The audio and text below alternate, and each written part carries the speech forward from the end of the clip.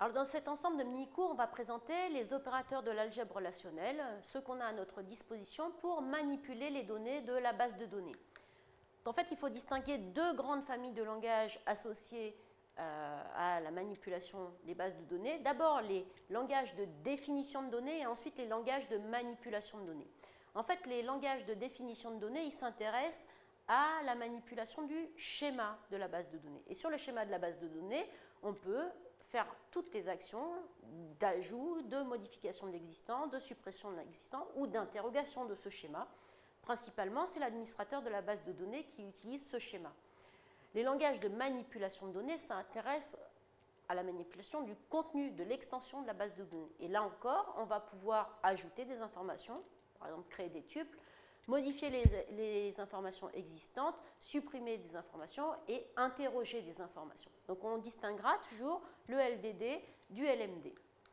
Alors, l'algèbre relationnelle, en fait, définit des opérateurs qui s'intéressent à interroger le contenu de la base de données. Donc c'est simplement une des quatre opérations du langage de manipulation de données qui s'intéresse à interroger les données, et ce qui est en fait le plus compliqué. Alors si on prend un exemple pour illustrer la suite du cours, on va reprendre notre base de données de la musique avec des albums, des morceaux, des playlists et des artistes. Et avant de manipuler une base de données, ce qui est important, c'est de bien comprendre son schéma. Donc ici, on a des albums avec des numéros d'albums qui les identifient et des titres, des morceaux qui ont un numéro de morceau qui identifie un titre, un genre, une année de sortie, et ils sont faits par un artiste. Donc là, on va voir effectivement qu'on a des clés étrangères absolument entre les différentes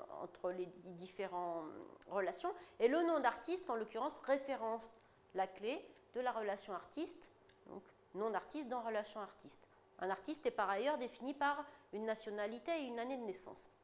Entre ces relations, on avait la relation playlist qui là va mémoriser quels sont les morceaux placés sur les albums et dans quel ordre ils sont placés.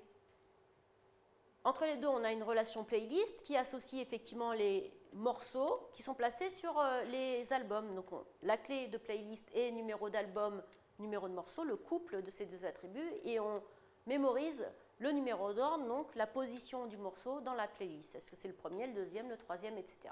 Donc sur ce schéma, effectivement, on va exprimer des requêtes en combinant des opérateurs. Alors les grands principes de manipulation de ces opérateurs, premier grand principe, c'est que tout résultat d'une opération est une relation. Donc on prend en entrée une ou deux relations et de toute façon on génère une relation. Et ça c'est intéressant puisque c'est ce qui va nous permettre de combiner les opérateurs puisqu'on pourra réexprimer un nouvel opérateur sur ce résultat. Et en combinant les opérateurs, on pourra effectivement répondre aux requêtes qui nous sont posées. On pourra rarement répondre à une requête avec un seul opérateur. Le deuxième grand principe, c'est que c'est le bon niveau de réflexion. Si vous avez fait des langages de programmation, vous avez compris qu'il ne faut pas raisonner dans le langage cible, par exemple Java, mais que c'est bien en algorithmie qu'on va pouvoir modéliser le problème, le comprendre, le maîtriser. On traduira ensuite dans le langage cible, par exemple Java. Et bien, en base de données, c'est la même chose. Notre langage d'implémentation, c'est SQL, mais on ne va pas raisonner en SQL, on serait perturbé par des problèmes techniques. On va rester dans un bon niveau de raisonnement logique qui est l'algèbre relationnelle. Donc, ce sera une bonne pratique de vouloir résoudre sa requête d'abord en algèbre relationnelle, puis la traduire dans un langage cible qui est en l'occurrence SQL. Alors on va vous présenter les 8 opérateurs de l'algèbre relationnelle en vous présentant d'abord les opérateurs unaires, ceux qui prennent en entrée une seule relation, et en commençant par la sélection et ensuite la restriction. On présentera ensuite les opérateurs binaires en commençant par les 3 opérateurs ensemblistes. On présentera ensuite le produit cartésien qui n'est qu'un opérateur de construction et qui nous permet de définir un opérateur essentiel qui est l'opérateur de jointure.